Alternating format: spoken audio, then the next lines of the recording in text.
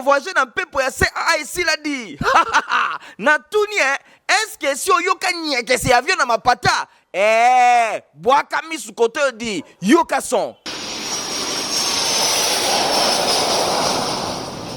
Bilengi ya kovoyager na CAA ezongi ba Congolais bayeba ye mosepelisidi CAA abamboli lisusu mbodi Lubumbashi jombo yetu vol Kinshasa Lubumbashi ya ezongi na CAA 8 fréquences mokoka par semaine. Désormais, chaque mardi, Kinshasa Lubumbashi, 7h45, 11h15. Vendredi, Lubumbashi Kinshasa, 12h40, 14h10. Dimanche, des vols la journée, Kinshasa Lubumbashi, 13h50, 17h10. Lubumbashi Kinshasa, 17h55, 19h15. Et bongo chaque samedi, et 4 vols mokoka la journée, Kinshasa Lubumbashi, 7h45, 11h15. Lubumbashi Kinshasa, 12h40, 14h10. Kinshasa Lubumbashi, 15h30, 19h juste.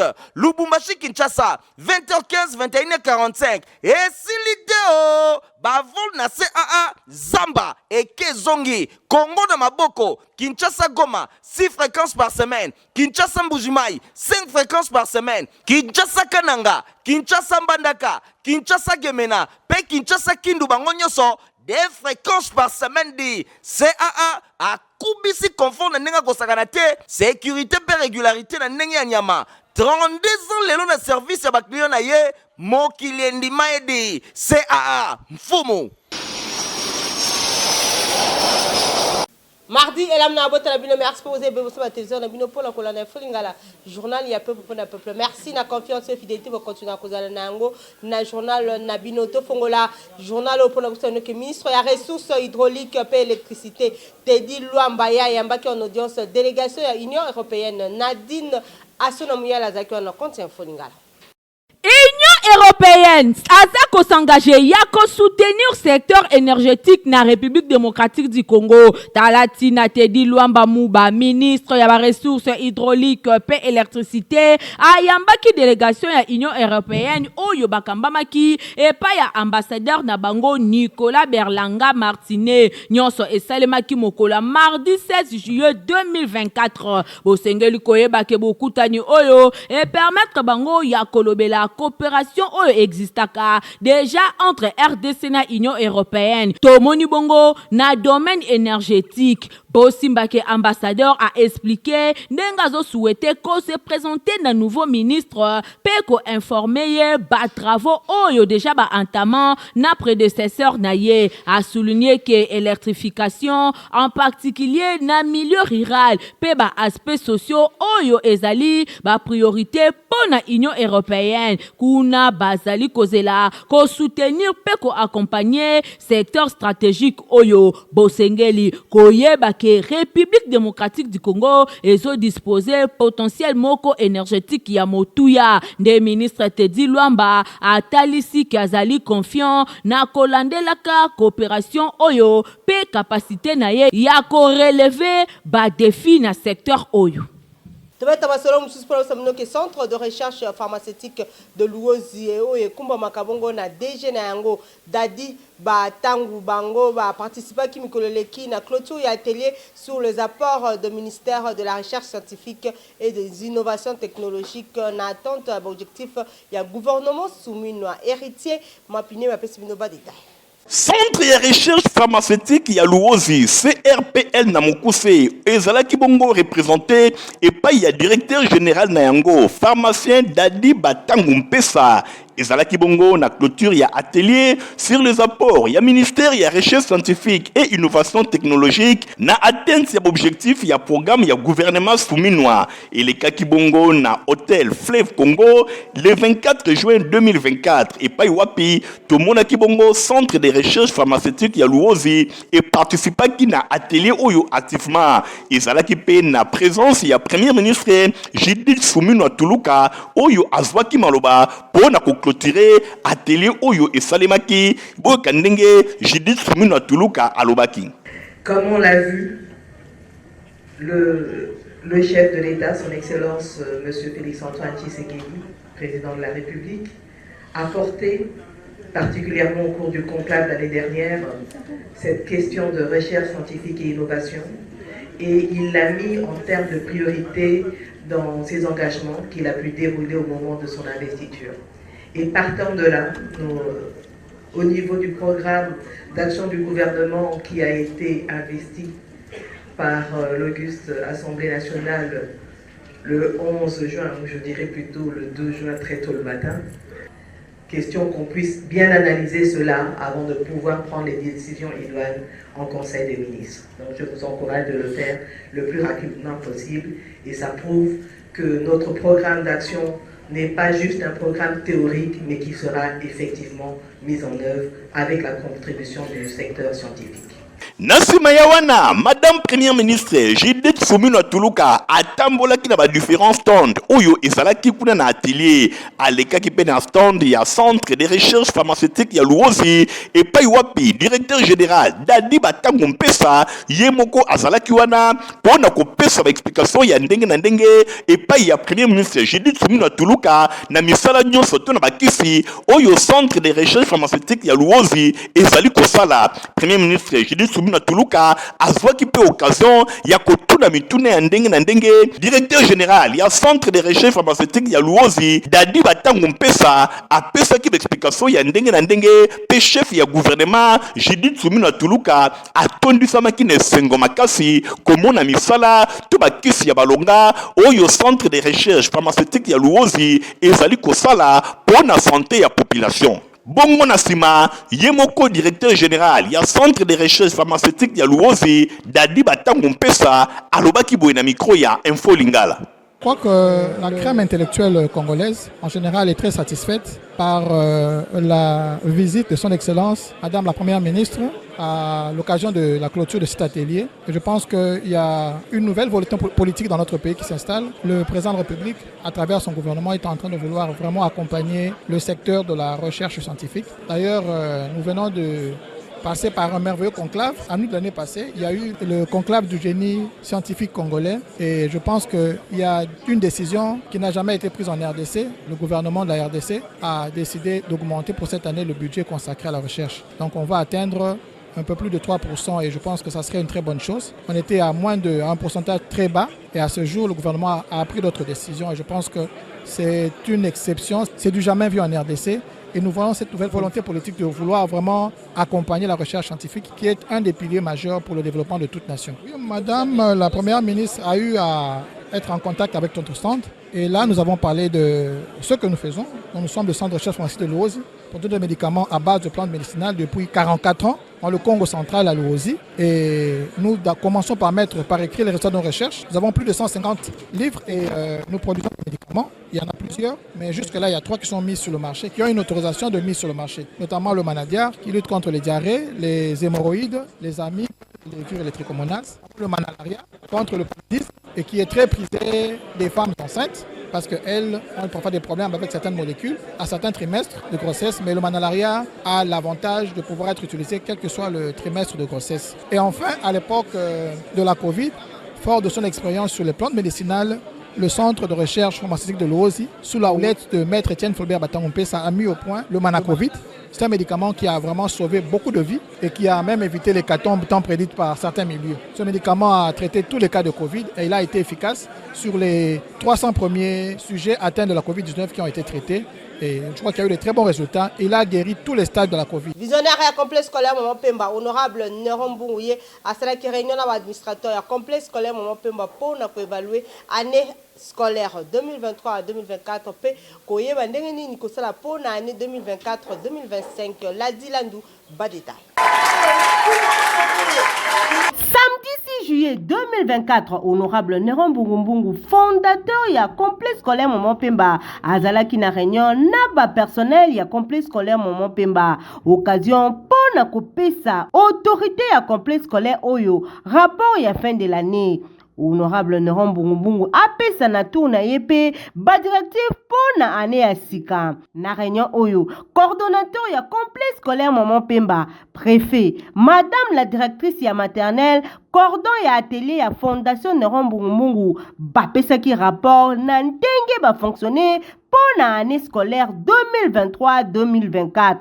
Bosimbake, le visionnaire ya complet scolaire Maman Pemba, honorable Néron Mbungu atalisaki na ba personnel ndenge alingi basala, a encouragé na bango basala ba effort ebele pour na complet scolaire Maman Pemba et kende bongo liboso. Ayebisi na bango lisusuke 14 salles de classe et kozala disponible pour l'année scolaire 2024-2025. Ayebisaki na madame ya maternelle ke bazabongo na ba jeu pour na bana ya maternelle, atelier, labo, coupe couture, paix commercial et longo la gestion. Bango bakozala bongo na bauti po bana batanga bongo malamu. Bosimbake complet scolaire Maman Pemba ezwami bongo na commune ya Kisenso. Bosimbake honorable Néron Mbungu visionnaire ya complet scolaire Maman Pemba atie bus en jeu pour na ba élève bakenda ka bongo visite guidée na ndenge moko ya malamu. Na miko ya Info Lingala, coordonnateur Timba a précisé. Le 2 juillet, tosilisaki na bana nyonso ya classe, banda maternelle, primaire na ba humanité. Lelo, mokonzi a invité biso poto solo la makambo etali ndenge nini tosilisili mbula. Tobandi na direction maternelle, balobi makambo nyonso na ebandeli tina suka. Tokoti na primaire, ti na ba humanité. Constat tosali mbula esili malamu. Mais eloko tosepeli ni aye ko bakisa biso makambo comme si yepe aza pédagogue, yepe aza psychologue. En tout cas tosepeli ndenge mokonzi asaleli mayele oyo tata nzambe apesi. Tobondeli apesi biso makambo tosengeli kosala mpona 2024-2025 avant mbula ye banda puis esila. Apesi biso makambo mosusu ndenge nini tosengeli kosalela mpona inscription eleka kitoko. Maman papa moto nyonso avandi nzinga ya commune ya Kisenso, complet scolaire Maman Pemba école kitoko pona mwana na yo azwa formation ya qualité. Awa atelier nyonso eza kitoko. Na masolo mususu webake na masolo tali ba fait de société webake ba embouteillage mikolo eza makasi na bi province ya Kinshasa mingi penza ko banda poma tete ti na commune ya kuna na ba commune eza nzinga ya Changu et commune lokola Kindoki surtout na poko population za konyuka makasi héritier mapinde micho mabasi ba détail. District ya Changu, population azali konyo kwa manandenge ya kosakana te, ba embouteillage oyo ekomi mikolo oyo surtout na pokwa kobanda 18h mata ekomi lokola Kindoki ezali kobanda na poma tete. Population ya Changu bazali kotambola kaka makolo lokola bato bazali kokima guerre kasi nzokande embouteillage baso de mouton oyo esalema epesa na yango résultat ya malonga te. Donc chaque jour likambo ya embouteillage ekomi pain quotidien pour la population avandi na Changu. Na micro ya Info Lingala boyo kandenge balobi.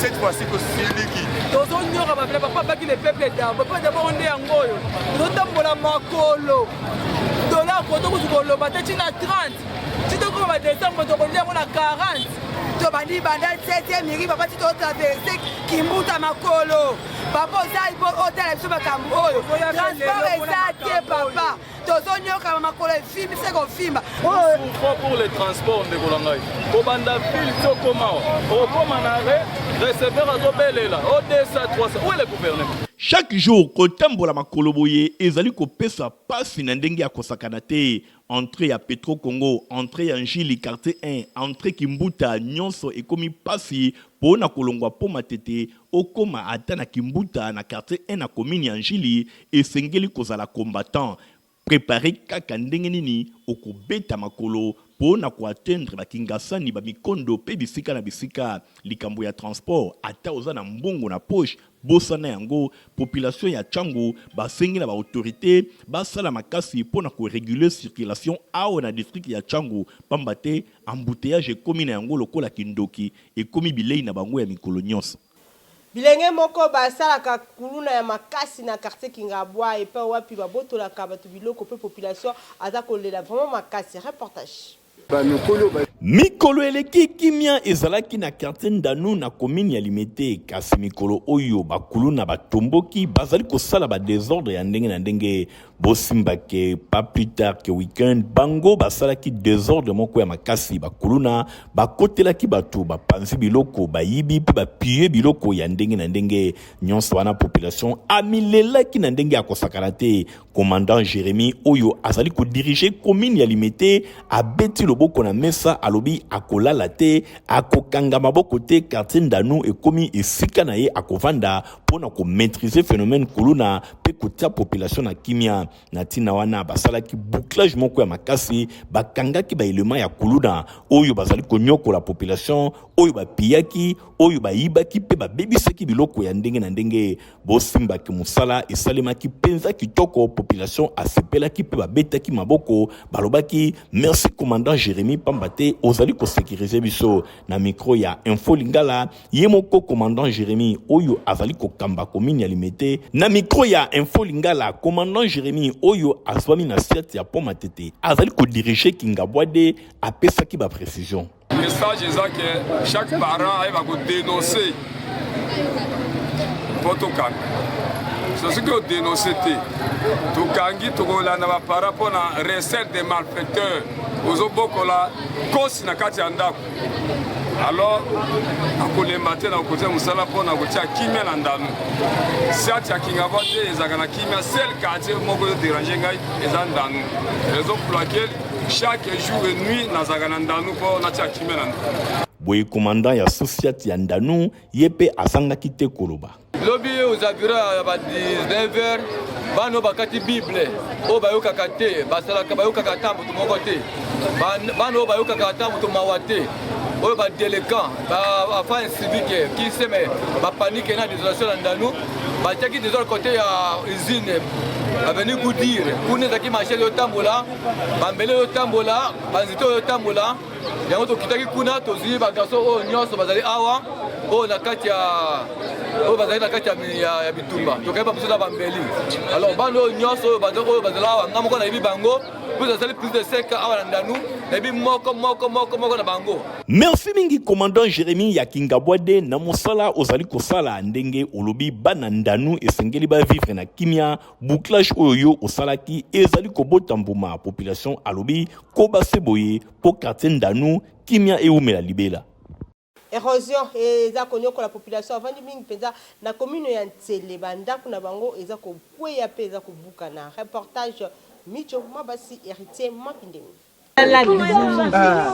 Na bajo pe atoke vanda pa nani papa Fati Beton to votaki yo to lali te pona yo papa na biso tala libulu tala banda ko kei ba école kei bo hôpital kei donc dizo za toza na libanda to la kate mula soke bandi awa to zaka likolo to sala misala er to koma ko ma fulu na balabala poto ya boka ka place papa blio kila biso mawa to sengi président république na bolingo oto pesa ki ye oto lala ki na ajo na ba 22h 23h ti 2h du matin libanda pona numéro 20 to bundi bitumba na muke oto koka kime toza déjà na passe po baninga bakufi bande kon oto zaki na bango oto banda na quartier bakima bamusuma balesila donc passe moko toza nango tozo koka te tozo senga comme que yé numéro 1 ayoka parce que difficulté oto zalaki nango na ibandeli yango lisusu te oto za nango en tout cas na maboko tokokoka te et puis toza ba retraité na ba société tala âge siko na ko bandela wapi na kufa na tension na tika bana mama et puis na quartier to fandi bande ko mususu baza ba veuf bande ko mususu ba papa ba kufa ba mama ba kufa bana batikala nani akusupporter bana. quartier Matadi Kibala na commune ya Mongafula yango pe eza na problème makasi na o etali érosion population aza vraiment konyuma makasi kuna pe baza kolele pe abakonza mbuka.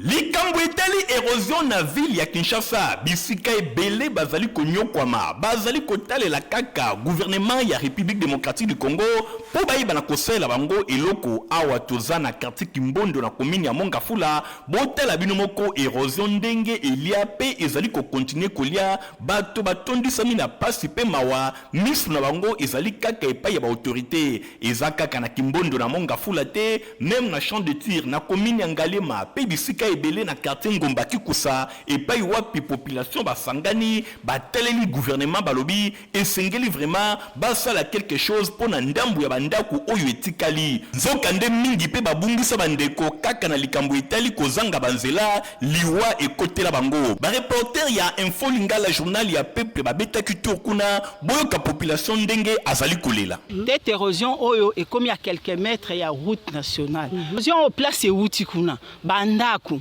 to perdre balopango batu bakufi ba makambo ebele salami kuna na se bato baza na se kuna baza kolela ba eloko biso to sengi na bakonzi bo soutenir biso kaka libulu ngala otolongola zemi na ngata mbule panzani awa koto ngambu ngamba na ko tika ngabwe na kaita ngabwe na bota na terrasse nakokende par 4 chemin te nakende kotoke epai ya bato sans pour autant kotoke epai ya baoyo batelemisi biso awa érosion oyo elekeli biso ebandaki muke na maboko kaka tozobunda po ebonga mais lere bokobunda bosali cotisation to basaki to banini na basalaire maigre toza nango okomona pe mbule eye ememi biloko nyonso donc to dépenser jusqu'à tel point que tozo kokape lisusu kokotize po tofinika libulu oyo ezineti biso moyen to déplacer eza te tala baage tokomi na bango na okende kofutela wapi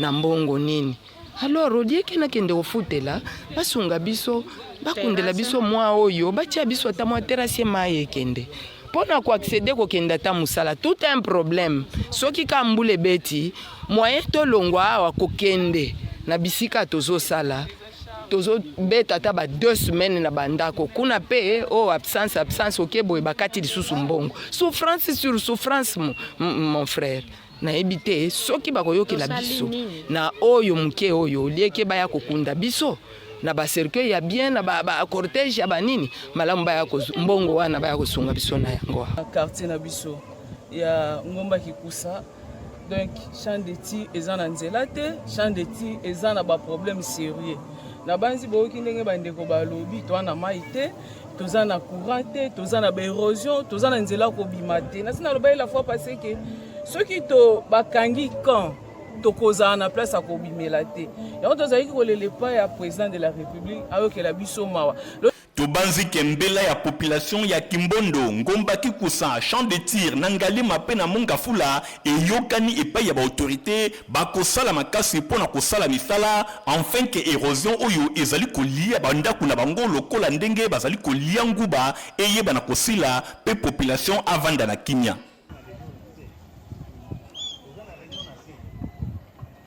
Na Itali rédigé que Jésus-Christ est le secours qui ne manque jamais des thèmes où ils ont exploité. Dans 3 jours, il y a une campagne d'évangélisation organisée dans la communauté mondiale des élus du Christ du 2 au 4 août 2024. Au Tiamilou, le pasteur Godefroy Moulanda Nawej, Stéphane Skandi, Nadine Sona, Francis Kanzalokoka. Nous avons un Dieu qui n'emprunte pas les chemins de tout le monde. Sango malamu na memeli bino communauté mondiale des élus de Christ église chrétienne assemblée de Ngaliema komek na mokuse babengisi bino na campagne d'évangélisation oyo tem nango ezali Seigneur Jésus-Christ est le secours qui ne manque jamais et pa wapi orateur ekozala ye moko pasteur Mouland Godefroy. Salon bana nzambe tozali église ya chrétien assemblée de Ngalema toza kobongisa mibange ya milulu eza kosala mokolo ya boya ebele tokokumisa pe tokosanzola kombo na nzambe awi boya ebele mama pamtamaka kozala wana Mike Flor pe akozala na boya tellement ebele nzambe azali na bino. Muke na ko inviter beno ba camarades ba papa ba mama ba ntwenya beno kuiza. Mouye tubariki Mungu ensemble mouye. Bana chisansa loi twimbi ya nzambi wa bukola bonso. Ba mama te ba mona ki liseko ya Yesu. Nzambe aza na posa na bino ba mama boya to sangana ba témoignage ezali o biso moko to vivra pe to continuer ko vivre. To bengisi bino ba mama boya ina. Nini campagne oyo ekobanda dite au 4 août 2024 kuna na terrain ponte oyo ezwami na Kamunganga référence wenze ya Kamunganga na Binza Ozone bana Ngaliema bana Kitambo ya Bandalungwa pe ya Nzinga bobengami na campagne d'évangélisation oyo ngai na kozala bino pe boloba bokozanga te.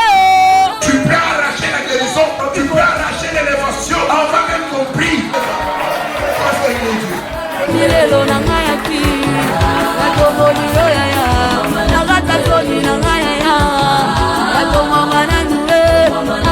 Compagnie africaine d'investissement na mokuse pesi horaire ya sika ba vol na ye na ba différentes provinces ya République démocratique du Congo. Qui a dit que bilingue a voyager dans pepo ya CAA ici l'a dit. Na tuni est-ce que si yoka nya que c'est avion na mapata boaka misu kote di yoka son. Bilingue ya voyager na CAA ezongie ba Congolais baye mosepelisidi CAA abamboli lisusu mbodi Lubumbashi jombo yetu vol Kinshasa Lubumbashi ake zongi na CAA 8 fréquences mokoka par semaine. Désormais, chaque mardi, Kinshasa Lubumbashi, 7h45, 11h15. Vendredi, Lubumbashi Kinshasa, 12h40, 14h10. Dimanche, des vols na journée, Kinshasa Lubumbashi, 13h50, 17h10. Lubumbashi Kinshasa, 17h55, 19h15. Et bongo chaque samedi, et ngaye, 4 vols mokoka na journée, Kinshasa Lubumbashi, 7h45, 11h15. Lubumbashi Kinshasa, 12h40, 14h10. Kinshasa Lubumbashi, 15h30, 19h juste. Lubumbashi Kinshasa, 20h15, 21h45. Et si l'idée bavol na CAA Zamba et Kezongi, Congo de Maboko, Kinshasa Goma, 6 fréquences par semaine. Kinshasa Mbujimai, 5 fréquences par semaine. Kinshasa Kananga, Kinshasa Mbandaka, Kinshasa Gemena, Pe Kinshasa Kindu Bangonyoso, des fréquences par semaine dit CAA a kubisi confort na nenga kosakanate sécurité pe régularité na nenga nyama 32 ans lelo na service ya bakliyo na ye mokili ndima edi CAA mfumu. Na rubrique na biso etali santé lelo journal ya peuple la peuple mais ko le bino di solo ya gingembre o babenga katanga wisi Nadine Nasona reportage. Yebana mingi ke eswanyaka kaka hémorroïde nzokande ezabongo te yango eswanyaka ba maladie ebele botu nanga nini ezali bongo gingembre oyo ebengami na français na lingala bakinwa na ba congolais babengaka yango tangawisi ezali puissant na antioxydant et protégeaka na ba cellule ya ba effet ya ba radio libre yango et accéléraka vieillissement cellulaire. Gingembre ezali notamment bénéfique pour na motema pe fonction cardiovasculaire grâce na ba propriété antioxydante et amélioraka transit intestinal et réduisaka ba gaz et apaisaka ba inflammation. Gingembre esungaka pona ko éviter ko sanza tope nausée yango e boostaka énergie soki moto azali très fatigué. Gingembre esoulajaka ba douleur musculaire pe ba crampe menstruelle yango esungaka makasi pona ko améliorer glycémie. Tangawisi esungaka na renforcement ya gencive pe hygiène buccale. bozalaki ebele mpona kolanda info lingala journal ya mpe mpona peuple soki bosepelaki na journal opesa merci na Igor Ntingi Matomi nazalaki bongo na nsima ya caméra concours rédactionnel Nadine Asona Mouyala mpe Mijo Mabasi héritier Mapinde Mbingulungu ya superviseur qui journal au montage nsima ke pa Fabrice Lundombi ngala bino topesani rendez-vous mikolo ezali koya au revoir. Qui a dit que bilingue ya voyager dans pepo ya CAA ici l'a dit. Na tuni est-ce que si oyoka nyeke c'est avion na mapata boaka misu kote di yoka son. Bilingue ya voyager na CAA ezongie ba Congolais bayeba ye mosepelisidi CAA abamboli lisusu mbodi Lubumbashi jombo yetu vol Kinshasa Lubumbashi ya kezongi na CAA 8 fréquences mokoka par semaine désormais chaque mardi Kinshasa Lubumbashi 7h45 11h15 vendredi Lubumbashi Kinshasa 12h40 14h10 dimanche des vols na journée Kinshasa Lubumbashi 13h50 17h10 Lubumbashi Kinshasa 17h55 19h15 et bongo chaque samedi et ngaye 4 vols mokoka na journée Kinshasa Lubumbashi 7h45 11h15 Lubumbashi Kinshasa 12h40 14h10 Kinshasa Lubumbashi 15h30 19h juste Lubumbashi Kinshasa 20h15 21h45 et si l'idée bavol na CAA Zamba et Kezongi Congo de Maboko Kinshasa Goma 6 fréquences par semaine Kinshasa Mbujimai 5 fréquences par semaine Kinshasa Kananga Kinshasa Mbandaka Kinshasa Gemena pe Kinshasa Kindu bango nyoso des fréquences par semaine di CAA a kubisi confort na nenga kosakana te sécurité pe régularité na nenga nyama 32 ans lelo na service ya bakliyo na ye mokili endima edi CAA mfumu